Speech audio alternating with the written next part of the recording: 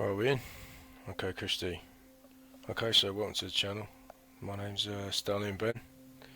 Today, today's going to be a good one today because I've had a few requests, a few comments. So thanks to everyone that sent me messages regarding the Royal Marines and thinking about joining. So today's video is going to be about my experience at Commando Training Centre Royal Marines. Okay, so CTCRM. Before I begin though, I want to sort of highly advise that anyone who's sort of thinking about joining the Corps, like the Royal Marines, the best thing you can do, in my perspective, is there's a few good like Royal Marine TV shows out there, and I'll put links at the bottom. That obviously because they give such a good representation of of what to expect. Yeah. So yeah, I'll put them at the bottom. Okay, so for me, training lasted 2 years. I mean, I joined the Corps on the 26th of August 2002, and I passed out June 18th 2004. Right. So for me, it lasted 2 years. This was due to injuries. But what I'm going to do with the video, I'm just going to break it down into sort of, not every week, I'm just going to talk about my sort of experience in a sort of certain timeline. I'm just going to spin a few dits. Okay, it's just going to be a mega relaxed video. So yeah, hope you enjoy. Now, what I do want to say is though, I was nowhere near fit enough to join the Corps. I didn't do enough. Alright, I'll admit that straight away. I struggled with phys massively at the start. So yeah, I just want to highlight that now, and I've done a few videos. Well, I've obviously put out a few videos about how to join the Corps, what to do, like how to prepare and stuff like that. So if you're thinking about joining the Corps, just give me a little give me a little watch and tell me what you think. All right, because I really want to sort of put that out there for guys that are actually considering this as a sort of career move. All right. So yeah, training obviously it's changed a lot, quite significantly, right? However, the fundamentals are sort of much the same, the exercises are pretty much the same. Now obviously I trained like 20 years ago, but a lot of it is still very similar, so I'll just talk about my sort of experiences. Like I only went through 30 weeks of training, whereas now it's 32, and there's certain elements where towards the end of training we finished with field firing. Okay, so we did our commando test week 26 and stuff, and then we had field firing, and then we were given our green lids. Whereas they've changed it round, they've gone back to how they used to do it in the 80s, is where you would do field firing first and then complete your commando test, and you would be given your green beret on completion of your 30 miler. Okay, that's what they now do today, I do believe. Alright, okay then, so let's go straight into it. So obviously I joined on 26th of August 2002. I joined 837 troop. This was I was picked up at the airport because I came from Jersey. I was picked up by a bootneck, general duties driver, and he brought me to the camp, and I was the first one there, and I absolutely like bricked it. Okay, because I was there with all my bags, met the corporal, the drill instructor, the drill leader, DL. And he's just like, "Oh, you're keen, mate, ain't you?" And I was just like, "Yeah, keen as mustard." And yeah, it was so intimidating and so overwhelming because I had to wait like about 2-3 hours until people started rocking up from the train station. So yeah, that was my troop, 837. And obviously you get ushered to the foundation block. Usually, yeah, you get off the train, you're met by the corporal, you do a nominal, and you'll all sort of march up to the foundation block. But I was already there waiting. So yeah, during the foundation phase, then the first sort of things you go through is sort of the briefs, loads of paperwork. Okay, there's just obviously so many forms to fill out and stuff like that. And then you go and meet the I can't remember who it was. It's either a colour stripey or some sort of warrant officer. But you do all sort of oaths to the Queen. And this is your first sort of opt-out chance if you're thinking about leaving straight away. Like it's a bit mega too intimidating getting off the fucking train. But yeah, you get sort of opt-out chance. And then you sort of get all your numbers and all your kit issued. Alright, this takes ages, like pretty much all day. There's so much kit that you're going to get. You take it all back, and foundation is all about admin. Alright, sort of learning how to fold it, how to clean it, how to like present your locker and stuff like that. And this can be so overwhelming for a young lad, especially if you're not used to doing any of this sort of stuff. One of the funniest things I always remember, because they sort of break you down. Like right from the beginning, yeah, they teach you how to wash, and what they do is they get some bloke who's on camp, usually it's like a hunter company lad, and he strips naked and he washes himself in the shower, and there's like 50, 60 blokes all just watching this bloke washing himself down and that, which is hilarious. You know what I mean? Obviously we all know how to shower, but yeah, they teach you how to shower, and then people go off and get like their haircuts and stuff like that. So yeah, this is a sort of foundation phase. At some point then you'll meet your training team. Training team consists of like 4 corporals, okay, and they'll be split into sections. So 1, 2, 3, 4 section, and you obviously there's so many people in the troop, you'll be split into certain sections, and that'll be your corporal that'll take you through sort of training. Obviously you're all in a troop, but he will be your section corporal, okay. And then pretty much you go straight on to your sort of first exercise, which was exercise first step, I think it was. I can't remember, to be honest, but I think you just go out for a night. You eat rations and you just learn how to put up a bivvy and stuff like that and sleep under the stars, okay.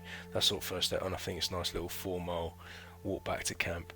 And then when you get back to camp, it's pretty much gym phys, okay, which consists of sort of like circuits, rope climbs.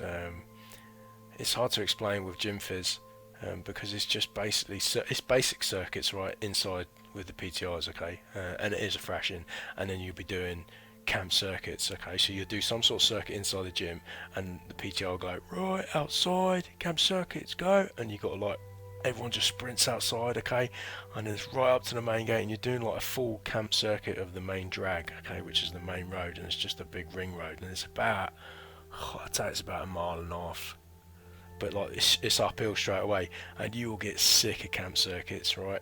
There'll be you might finish one and you're like right at the front, you're like, yes, I want to be like, right, too slow, go again, and it'll make you like go again. So you got to do like 2, 3, 4 camp circuits. Yeah, you will learn to like hate these. And then also part of foundation, you do a lot of drill. This is hilarious because you're all over the place, because the drill drill boots should be slipping and sliding all over the place, but you learn how to keep them sort of clean and buffed and stuff like that. And then I think week 3 you start to get your first weapon system, so you start doing a lot of weapon handling tests, a lot of weapon drills, no, not tests, a lot of weapon drills, and then you get sort of lectures on core history, and then you have like a sort of families day, so you do like some sort of physical pass out gym sort of test for all the families and that lot, just to show that you know you're working hard and you're looking good and stuff like that. And then you have like a weekend off, and yeah, that wasn't too bad, to be honest. I always remember Joe bringing his S and sister down, and all the lads were trying to get around her. Yeah, that was hilarious. But you have like a night out in Exeter. I don't know if they still have this in place, like with a curfew at midnight, but yeah, we had like a curfew, you had to be back by midnight, so we would go out at like 6, completely shit-faced, and then yeah, strolling home, waiting outside the queue, the queue to get back in at about 11 o'clock. Yeah, it was hilarious. But yeah, so that's the first sort of foundation phase. When you sort of get into the weeks, it's like 3 and 4, you have a few other exercises. I think the other one's early night, where you get your first weapon system, sleeping out in the stars. The thing with the weapon systems, you get like blank rounds, and if your weapon's not like at arm's reach at all times, like the corporal will just sneak up, grab your weapon, and just start blatting rounds through it, yeah, and you're just like, oh shit, because he's like grabbed your weapon, and you're supposed to be sleeping with it and stuff like that, do you know what I mean? It's never away from arm's reach at all times, and this like still happens today. So yeah, like he's put like a full magazine of blank rounds through your weapon, that's you cleaning it, and you're just like, oh mate, Jet Fredders.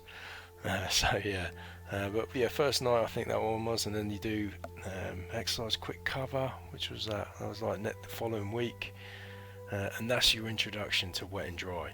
Now wet and dry can be absolutely stinking, especially if you're in training during like the winter months, because what it is that you'll get woken up, well no, you just get taken to a large pond or a lake, and you just get thrown in it, right? You're sitting there, you get completely soaked, all your webbing, all your kit and that, and then when you run out, you get out, you're red hot for about 2-3 seconds, and it's an amazing feeling, to be honest, because like even if you're hanging out and tired and you just feel that heat, you're like, oh yeah, and then about 2 hours later you are freezing and shivering like a, you know what I mean?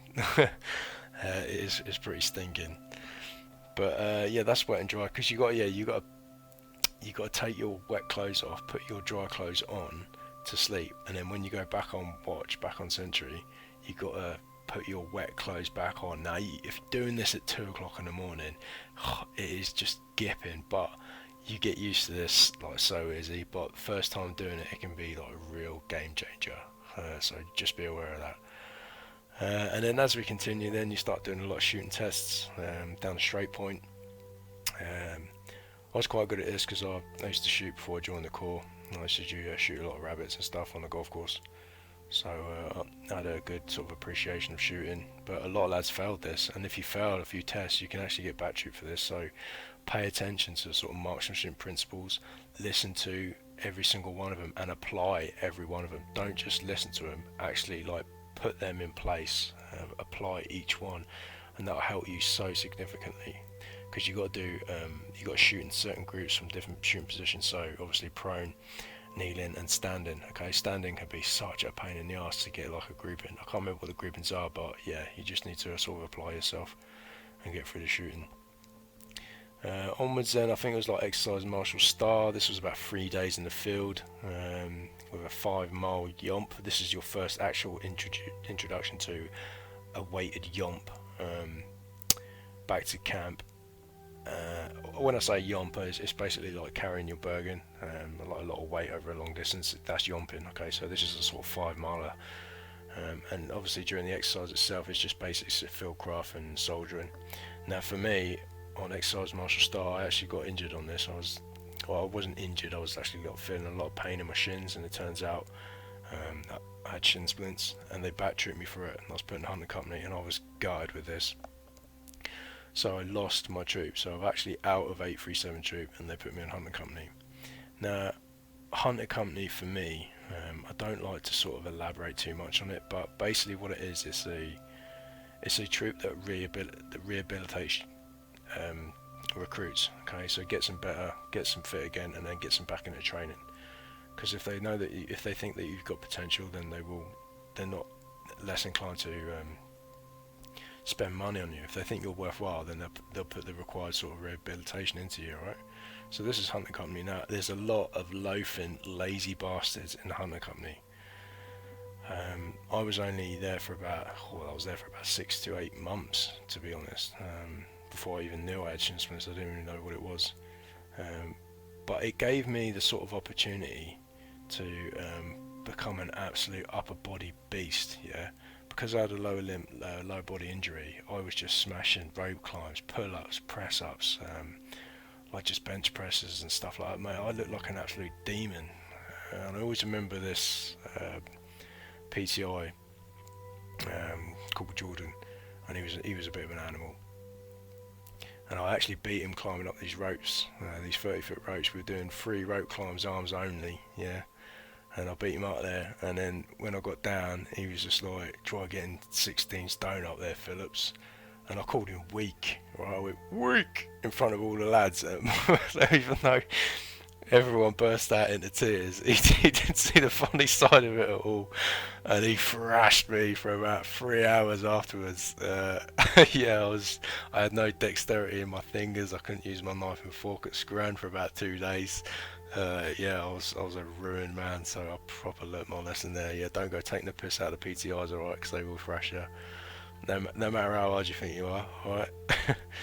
So yeah, on completion of hunting company then, I was in there for about 6 to 8 months. I was ready to join another troop, and I joined 847 troop.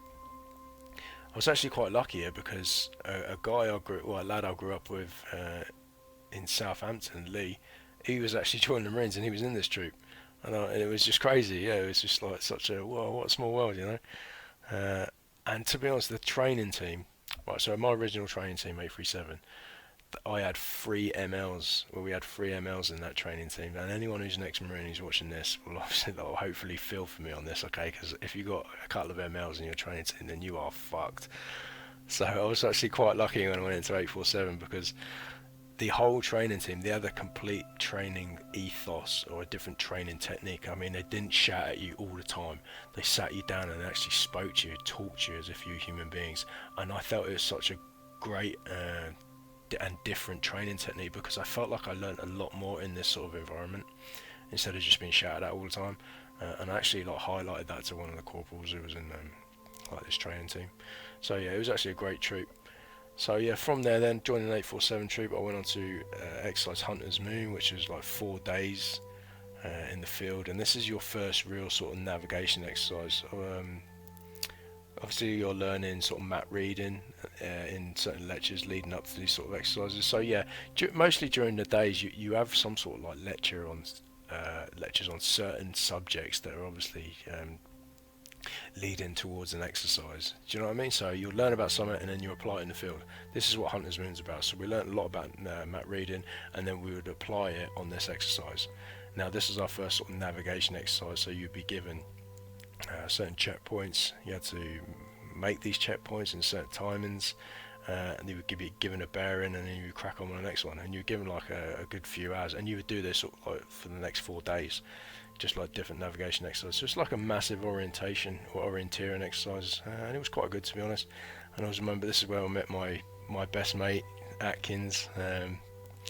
So I'm still best mates with him today. Like I remember it being pissing down and raining. We were freezing. We were tired. We were hungry, and I always remember him like falling out of this gorse bush into this river, cutting his face. And I shined a torch on his face, and he just had claret all over his grid. Just like his spirits never dwell. Do you know what I mean? It's all about. Do you know what I mean? Like laughing in the face of adversity and stuff like that. You know, it was just great. I love him for that, man, because I always remember that exercise for him. Yeah, on completion of Hunter's Moon, then we do a lot of live firing down at Straight Point Exmouth. I don't know if that's that 2-week shoot that you do down there. But yeah, you're just smashing the weapons training all the time. I mean, you'll do a lot of weapon stances throughout the days. Just going over and over and over. Okay, the most basic form of mind control is repetition, and this is so true regarding any weapon system. If you go through it over and over and over and over, it's easy to remember. Okay, so if you first pick up a weapon system, don't be afraid of it. Just listen in, take your time, break it down, and the corporals are awesome at this, to be honest, and you will pick up quick. I mean, it'll be like second nature, especially with weapon systems. I always remember going back to week sort of 3 when you first get your weapon. It's such a novelty. You're like, oh mate, check out my gun, yeah, oofing. And then after like the first exercise where it's smashing you in the face, got cutting your grid, and it's just extra weight, yeah, the novelty soon wears off. Yeah. So what's the PT pass out? I think you got a PT pass out, the gym PT pass out, which is like week I want to say like 10 to 11 or something like that. And this gives you the opportunity to become a potential PT superior. Obviously I was one of these. Yeah, and it's not that hard actually, because you've been doing like sort of gym phys all the time. It's just basic assessment of different circuits, and all they're looking for is just effort. All right, if you're digging out blind, then they're gonna love you, and you'll get like a PC superior, and you actually get this on like the pass out at the end of the course. I think so. Yeah, you either get a certificate or something like that, but it just shows a lot. Do you know what I mean? If you're actually PT superior, right? And then so you got 2 different types of phys. You got gym phys and you got bottom field phys. So you'll be introduced to bottom field phys about week 10 onwards, or something like that. It might even be earlier than that. Okay, don't quote me on that. I can't remember. But I used to love bottom field phys. I mean, I thought it was great. It's like proper soldier phys, to be honest. So yeah, I always had a sort of admiration for bottom field phys. And then week 13. Now, excuse me. Week 13, I always remember right vividly, because I swear to God, they try to kill you in week 13, right? Because you go through NBC training, right, which is nuclear, biological, and chemical warfare training, right? Now, at the end of these lectures, you actually get CS gassed, and they put you in a dirty little shed, yeah, and they start burning CS tablets. Now, the instructor, obviously, he'll have gas mask on, but the rest of you, you're all old nans, yeah, all like tied together. There's about 8 of you in there. And mate, it is disgusting. I don't know if any of you have been like CS gas before, but your eyes start dripping, and like crap coming out your nose. Like actually taking your breath away is just such a honking feeling. And he's just like, yeah, hold. Like, what's your number? Name, rank, number. And you can't even say anything. And he's like, all right then, how you get? And you're like running for the door, and I remember I was the first one there, yeah, and I was pushing this door, and it was just like, this door's not opening, this door's not opening, and he's like, fucking pull it then, man, and I just like, you had to pull it towards everyone to get out. So yeah, that was quite funny. So yeah, that was the first sort of start of week 13, and then you get like Dunker drills. Dunker drills is like helicopter escape Dunker drills, right? So you go down to Yeovil, I think it's Yeovil. Yeah, you go down to Yeovil, and they put you in this like simulator, and what it's simulating is like the inside of a helicopter, and they drop it into a swimming pool, right? And then they teach you how to escape.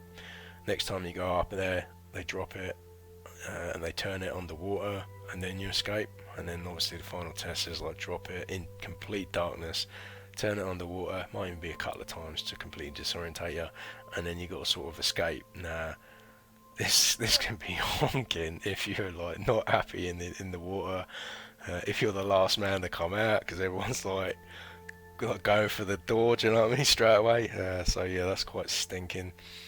And then the last thing you do is the grenade. Now I always remember my first grenade, right? Because Court goes to me, right, this is a grenade, yeah? Pull the pin, throw it, easy, yeah? Right, so I gets up, grabs hold of this grenade, pulls the pin, looked at it both for a split second, and I flapped like 10 men, and actually threw the pin with my left hand, and I was like, oh fuck, and I looked at my right hand and then threw the grenade with my right hand. And then obviously took cover, and then the court like got up and he went, "What the fuck was that, Phillips?"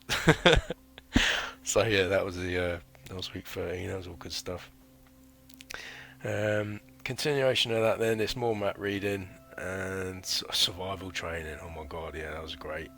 So yeah, you actually learn about survival training, how to sort of live off the land and stuff. I think it's only a couple of days. It might even be a week. I can't remember, to be honest, but I always remember it being great because they bring out this beautiful white bunny rabbit. Yeah, it's probably the cutest bunny rabbit you've ever seen, and he's like stroking it, and then all of a sudden it's like boom, smacks it on the back of the neck, breaks its neck and that, and then he strips it, and you're just like, Jen, that's grand for tonight, gents. Yeah, so they obviously split down a couple of bunny rabbits and a couple of chickens between the troop.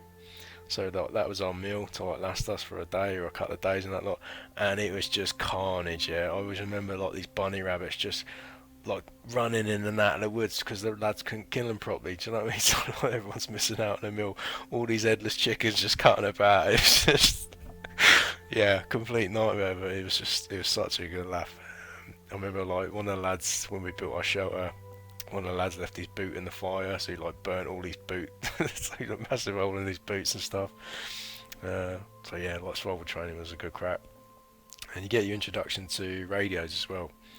Oh my god, the radios back in the day, we had Batco, which is like algebra. Oh my god, like I got deer and mouse, it was just disgusting. But I don't think they have that now, they use the old Bowmans. So yeah. I know I'm just like waffling through these, but you know, I'm just spinning dits on everything. I've got them all like written down here, so I'm just like reading through them. I think like the next sort of navigation exercise was Running Man. This was like week 13 or 14, I think this was. And this is like 2 or 3 days on Dartmoor, and you're just navigating to all the sort of tours. It was actually quite good. I always remember that one being a good one in Dartmoor. Yeah, I just thoroughly enjoyed it. And it's actually good. I actually like knowing where I am. Like, it's quite fulfilling. Getting a map, finding something, looking at it on the map and thinking, right, I'm going to navigate there, right, I'm there, Kushti, I know the grids, yeah, Kushti, right, where's the next one? Okay, over in that direction, northeast, yeah, get my bearings, back bearings and all that sort of stuff, and just like navigating. I used to find it fascinating, and I always, like today, I always like love to know where I am, do you know what I mean? Like I'm always got like a GPS on me and all that, so I just sort of love to know my position at all times. So yeah, I'm just weird like that. Right, so week 15 then is Baptist Run. Now, Baptist Run is a sort of accumulation of everything you've learned, okay? This is a sort of tests of like target indication, fire control orders, first aid, map reading, all that good stuff, right? And then you have like kit inspections. And it actually simulates completion of basic army infantry training, so to speak, do you know what I mean? So you can actually essentially be like a soldier, right? This is basic stuff, basic like fieldcraft tests and stuff like that, and it's about 2 days long. And as I said before, yeah, you'll do some sort of target indication, you'll give it like full fire controls and stuff like that. you do like a first aid test on camp, I think, before you go out. And I actually really enjoyed this one because I found it quite easy to me, because when I was in hunter company for the first time, we actually had a few lectures on like sort of stuff that I hadn't covered in training yet, if you know what I mean. They teach you stuff later on in training to keep you interested in hunter company, so I actually like a bit of a heads up before I actually went into week 15, so I was quite good at it. And I remember like passing it quite easy. I was like mega confident, stuff like that. And then we had a massive kit inspection in the morning, but we had to do a wet and dry routine, and I knew there was a wet and dry routine coming up. Well, to be honest, we all did. So a lot of lads fucked up, because what they were doing, they were putting like all their kit, like their magazines and stuff like that, in little clear plastic bags to try and keep it dry. And the officer caught a lot of us, like half the troop, and he proper thrashed us. And instead of putting us in the nice clean pond with just water, he put us all in the mud, so our kit was fucking disgusting. Which meant that our kit inspection in the morning would just be crap, if you know what I mean. Like, it would be so hard to clean all the mud the next day. So yeah, I always remember like we all got thrashed for that. Also in week 15 you got a bottom field pass out. The actual pass out itself is obviously on this sort course, but it consists of, you would have been doing these on your sort of bottom field fitness your fitness sessions, alright? So you'll be doing like regains, fireman carries, rope climbs and all that, and you sort of lead up to the bottom field pass out. Okay, the actual pass out itself consists of the assault course in under 5 minutes, but most lads do it in like 3 something. A full regain. Okay, what a regain is that you actually like slide in along a rope, okay, horizontally, and then you would actually drop down, so you're hanging, and then you pull yourself up, okay, and then flip round and then back on the rope and then continue onwards. Alright, this is why upper body strength is so important, because a regain is just now, especially with 21-pound weapon and rifle. Okay, so the bottom field pass out consists of 21 pounds of weapon and a rifle. Okay, and this is for all the tests: the regain, the fireman's carry, the rope climbs, and the assault course. Now I remember a lad, Tenny, he always used to struggle getting up the ropes, but his actual final climb, he was struggling halfway, and then like the whole troop, all the lads, everyone was just spurring him on. And it was at that moment I just thought, fucking hell, this is great. Do you know what I mean? It's all about the lads. Like, the lads are just so great. This is what I miss about the Corps today. Okay, I mean, I left the Corps in 2011, but all the lads just spurring each other on. Camaraderie, okay?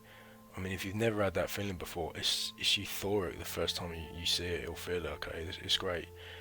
But I've also met blokes that could yomp for like 10 miles with £100 in their Bergen. They could do it easy, yeah? But then they couldn't climb a rope, and they were binned because they couldn't climb a rope. And I'm just like, but you can carry a Bergen like 10 miles, you know what I mean, with £100 in, you know what I mean? Surely that's beneficial. It's like, yeah, but you can't climb a rope, do you know what I mean? So upper body strength is so important, okay? So I highly suggest to people that are thinking about joining the Corps to work on their upper body phys, definitely. Alright. So on completion of the Baptist run, then you actually get chosen by the training team to become 2 ICs. So certain individuals who stand out, that are strong members of the troop, they'll become 2 ICs, okay? And this is the sort of route to becoming a diamond. So if you've done well in all the tests, if you're standing out, okay, then you become a 2 IC, okay, little section commander. It's like a little white epaulet or what it is. And then you get the weekend off. So I obviously, I actually got chosen to be a 2 IC. And I thought it was like kind of what I said, because I knew I had like a heads up in front of everyone because of hunter company. So yeah, I was actually made a 2 IC. But after week 15, then it's like tactical phase of training starts to come into play, and it's like proper soldiering. You get introduced to like speed march and like the Tarzan assault course as well. So this is like when the sort of tactical phase starts coming into play. You're introduced to fire manoeuvres, like patrols, harbour routines, section attacks, troop attacks, okay? And to me, this is where like training really starts to get good. You start learning other weapon systems, alright? Excuse me, like the GPMG, Mini-Me, might cover the LSW at an earlier point, but I don't think they do it now, to be honest. I think the mini-me took that role. And then you get like the exercise first base, and I always remember this because I was obviously like 2IC on this exercise, and we had to recce on some random bloke's house, and we were just like drawing pictures in his back garden and stuff of all his windows, and his missus was actually like star bollock naked. Yeah, it's hilarious. And this like stray sheep came into like the back garden, and like set off this light, and it just pinged all of us in his back garden. So we all like jumped out and legged it. It was hilarious. And then we had to like go back to the court and tell him, like, obviously give it like a reconnaissance report. And he was howling when we were telling him about this woman getting dressed. So yeah, that was quite good. And then you get like Second Empire, exercise Second Empire, which is like more sort of section attacks and troop deliberate attacks. They're actually pretty awesome, to be honest. I always enjoyed that, but at this point I started to struggle with the sort of leadership. Is because if lads in my section were fucking up, it was all coming down on me, and I actually didn't deal with it quite well, and it sort of brought my sort of experience down. Well, I was just struggling, so even though I was doing well, I was taking on the sort of role of troop commanders sometimes, and I actually got good reports on the first exercise. I actually like said to my corporal, I said, look, this ain't for me, I just want to be one of the lads, so he was more than happy with that. He was like, yeah, if you're not ready for it, you're not ready for it. So I sort of wrapped on leadership, gave him my 2RC, that was it, yeah. And then after that, then we had like adventure training. I think that was a week. Is it a week or 2 weeks? I think it's a week. For us, it was shit because we were like sailing for a week down in Exmouth. Now I hate sailing. Do you know what I mean? I just thought it was so boring, like tacking and jiving and all that lot. It's just like a week off. A week to sort of recuperate, and that's the best way of thinking of it. Adventure training, but yeah, that's adventure training. So you do that for a week or whatnot, and then you're in what's that exercise? Is it York's Drift? Which is like your dig X. It might be like week 18 or 19. And I always remember proper going down on this one. Oh, it was so hot. You have to dig these like stinking trenches, and sometimes the ground isn't loose. It's like rocks and stuff. And you're digging for like the whole day, and then obviously you're living in these trenches. Like the trenches, the soldiers are sort of best defence. But yeah, I always remember it being so difficult. And then afterwards we had to do an 8-mile yomp with a law. A law being a light anti-tank weapon, which is like a sort of anti-tank weapon system, and it was so heavy. And I was right at the back of this jump, and when I finished it, like the actual troop finished, like, I don't know, 50 to 100 metres in front of me. I was actually really struggling. I was dehydrated. Got back to my tent, my trench, and like I passed out in my trench, and actually like pulled me off the exercise. We were due to finish it later that day, but yeah, they pulled me off early because I was probably going down, and I was bricking it there because I thought I was going to get binned off like back troop, but my troop commander actually thought it was quite good, so he wanted to keep hold of me, so I was happy with that. Continuing on to that, then you start to go on Sunny Bridge, conducting your sort of amphibia training, which is like your operations in built up areas, or fighting in built up areas, okay, which is really good actually, because it's a different form of firefighting, because at that stage you're only used to sort of fighting in woods, and you don't even think about, fighting in the streets and stuff like that. I don't know if you've ever seen sort of Black Hawk Down. That's obia, that's phibia training. It's a completely different environment because you can get shot from any angle, and that's what it's all about. It's all about angles. So that's like really interesting sort of week, or first couple of weeks, to be honest, doing the sort of obia and phibia stuff. You start using thunder flashes, flash bangs and stuff like that. That's always good fun. Flash banging your own lads. That's always that's always a memorable experience. But yeah, and then I think up to that point, then I can't actually remember until Sudden Jab. Now, Sudden Jab is week 25. Is that when you get your cap comforters? Your cap comforters, I think you get it after 6 mile speed march. I can't remember, but yeah, you get these cap comforters, which sort of distinguishes a difference between you at that stage of training and other recruits. Other recruits will wear their sort of black berets, but if you've gone past sort of week 25 or 24, you get a cap comforter, alright, and you keep that for the rest of training. But yeah, exercise Sun Jab week 25 is down in Poole, And it started off with a 15-mile yomp. Oh my god, this yomp absolutely killed me. And it was only the last, 3 miles? But you could actually see these 3 miles, right? And it was just one long continuous road, like those roads you get in America that are just like in, I don't know, the deserts, you know what I mean? You can just see one road like going off for miles into the mountains. That's what it looked like, and I always remember it. And it was just never ending. And I felt something in my hip go. It was like a click, and I was like, oh fuck. And it wasn't painful to begin with. And then obviously when we completed the yomp, we got into an LCU, and they like take you over to sort of Pool Harbour, and then you go up to Pool Camp, and yeah, the whole sort of exercise is sort of water-based sort of raids.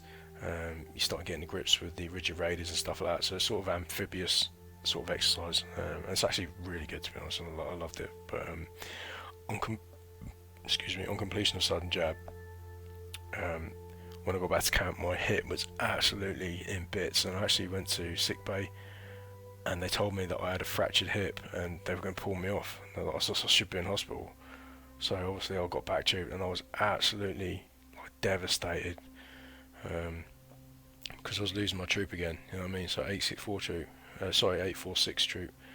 I made so many good friends in this, and I was in such a bad place, because I made so many good friends in there. The training team was perfect. I'd love to have like passed out of them, but for then it wasn't meant to be. So from hunting company there, from sick bay, I was taken to hospital, and I was put back in hunting company, and I was put on crutches for 4 months, which was stinking. And I just remember like I lost focus. I was just completely fed. I wanted to leave, to be honest. I was just absolutely gutted, because I couldn't do any lower body phys. I couldn't even do any weights. I was just swimming every day. To be honest, I was an absolute ninja. I came out like a Navy SEAL because I was doing that much swimming. But I started surrounding myself with the wrong people as well. Like obviously I talked about hunting company earlier. I mean, most people in the hunting company, they want to be there, yeah. They want time away from training because it's nice, it's relaxed, it's chilled out, yeah. And I sort of surrounded myself with these individuals for a good few months, and it just like completely changed my mindset.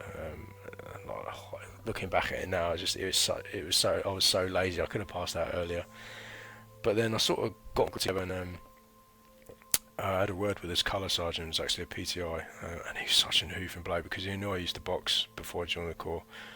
So we had that in common. We were chatting about it. And he gave me like such an inspiring sort of motivational speech about like, this isn't the Marines, yeah? Training isn't the Marines, you're not a Marine, this isn't the Marines, okay? When you get out of here, that's when your life begins in the Marines. And it sort of like revamped my sort of thought process, and I was like, fuck yeah man, that's it, let's just get this done.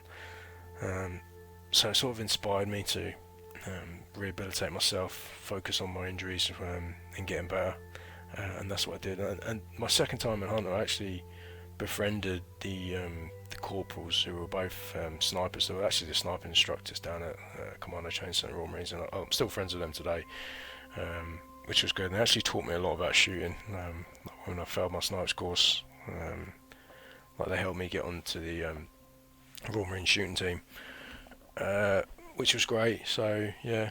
But yeah, anyway, so I sort of got myself together in rehabilitation, and there's actually 2 troops in Hunter. You get 1 troop and 2 troop. 1 troop is where you're injured, and 2 troop is where you start to get better, and you start to do phys to prepare yourself to get back into training, okay? Now, 2 troop phys is absolutely disgusting. You'll be doing like endurance course every day, bottom field every day. Jesus Christ, I remember doing 10 laps of the assault course without stopping. I was so fit. In the pool every day, like hypoxic training, underwater training. Like I can't begin to explain like how fit I was. You know what I mean? I was an absolute ninja. And I actually got the opportunity to play enemy for the special forces guys up at Hereford because we were so fit. We were actually like fitter than the lads in training at this stage. But anyway, yeah, we played enemy for the SF lads. I always remember this, like getting my head kicked in because we had to dress up as these Afghanis, and we were holding this sort of fob, and they came in and absolutely like thunder flashed us, they flashbanged us, they tied us up, they kicked us about. Oh mate, I had so many bruises. I had like a broken, or like blood pissing out my mouth and that. A couple of lads had their glasses smashed and that, like hands were broken. I shit you not, they were ruthless, and I was just like, fuck this detail, this is stinking. But yeah, I always remember that. And then I got back into training a couple of weeks later after that. I was ready to go. So I got put back in at week 26. And this is obviously the start of Commando tests. So I joined 864 Troop. I wasn't really bothered about making friends. I just wanted to get this shit done, if that makes sense. So I just kept myself like quiet. I played the grey man, and yeah, I just smashed the tests. I mean, you have like a few run-throughs for the actual tests. So the 4 tests you get: the endurance course, Tarzan Assault, the 9-miler, and the 30-miler. Now the actual endurance course, I think you got 72 minutes. I did that in like 59. I mean, I smashed it. Tarzan Assault course, I got sub 10 minutes. I actually had my name on the board for a couple of weeks until some PTI smashed it. But yeah, that's just an absolute blitz. The 9-miler, it's actually broken down into 3 3-milers, 3 3-mile speed marches, okay? And you have like a little wet stop, like a little drink stop. And it is cheeky, like last 3 miles are quite cheeky on that. And then you got the 30-miler, which like you start about 6 o'clock in the morning and you finish like later on in the day. Now this is just 5 6-milers broken down. I know that sounds quite cheeky, yeah. How many 6-milers? But yeah, but by this stage you'll be so fit that yeah, you will be breaking down. Yeah, that 6-mile was easy. Yeah, that one wasn't too bad. That was alright. Yeah, it was quite cheeky. And to me, like the last 6 miles were the hardest because I had this stinking blister on my foot. But yeah, all in all, I didn't really feel any of the Commando tests. I was so fit, I just smashed them all. And I've only got Hunting Company to thank for that. So that's something to take away, is that even if you get injured, don't let that affect your sort of mindset. It doesn't mean the end of training. If anything, it gives you an opportunity to get better. And that's how I looked at it. I thank the people that put the time and effort in the rehabilitation to actually make me continue on training, and it was great. On the 30-miler, what I will say is there was a guy on our in our troop side, and he was proper going down because it was in was it in May? It was in May, yeah, it was in May, and it was so hot on Dartmoor during the 30-miler, and so I was proper going down this lad's side, and the actual CO, the commanding officer, he was actually on the 30-mile with us, and this guy was the CO of CTCRM, and he's actually a major in the SBS, right? And he was about 6'7", and he actually like gave us our green berets at the end. But he was 6'7", and he picked up sign and was like, "Look at the state of this man." He was a South African. Obviously, that's my South African accent. He said, "Look at the state of this man. This man is going down," and he picked him up and just like physically threw him in this river to try and cool him down. And I always remember like struggling to breathe. I thought he was going to drown, and like lads had to go in and like pick him up because he was just in such a shit state. But yeah, the CO didn't give a fuck. Yeah, it was hoofing. But yeah, I always remember that on the 30-miler. That was always good. And then on completion of the 30-miler, you go into, well, we had field firing. Now this is where I said at the beginning they sort of changed them around now. But yeah, we had our Commando test and then went into field firing. Field firing is just sort of live firing exercises, and you're out all week, so 1 and 2, and then you have like final legs. Now, field firing 1 and 2 is actually a real relaxed environment with a training team, and you can see such a dramatic change. They don't shout at you because you're at that sort of stage of training. They were so chilled out of us, and they're almost friendly, yeah. And it was just so weird. There was obviously a level of mutual respect there, which was great. And then final legs. And final legs was it was actually really good. I loved it. You do like a lot of assets come into play, like a lot of heli moves. You actually like attacking forts and stuff. And then there's a stinking yomp. I think it's like a 25k yomp. It was a 25-mile yomp, to be honest. Yeah, they call it killer yomp. So yeah, you got that to look forward to. That nearly broke me. Like I busted my knee. I had like a sprained knee at the end of that. That was pretty stinking, but yeah, it was enjoyable. And then the last sort of 2 weeks on camp is obviously the King Squad pass out. You do like some CQC stuff, some real good CQC stuff actually. Yeah, you learn about killing people. Of course, it's awesome. And then yeah, King Squad, so it's just drill. You get to eat at the nice tables in the galley. And the new game in my lid, yeah. So obviously the CO, the SBS guy, gave me my lid, and then the parents come down. And this was the only point to me that I knew like I made my parents proud. Like, I always remember like seeing my dad's face; he was so happy. So I never forget that. And that was like King's Court pass out. Yeah, it was great. Like, my nan came down. So my nan is my uncle's mother. So like my uncle was like the ex-war marine, and it's like my nan came down. So this was her second time at CTC, and yeah, it was good. Like to see how much it had changed, you know, from like the 80s when she was first there. So that was quite good. And then I think you get like a long weekend off, and you join your units. And yeah, how long have we been talking now? 45 minutes, Jesus. So yeah, that's my little sort of spiel on commando training, all my experiences. I'll give you a little summary. So the actual camp itself, you got a nice little naffy down there, which is like a small little spa shop where you can get all sorts down there. Like you can get your Harry Bros, you can get your anything that you sort of need, you know, to help you get through training.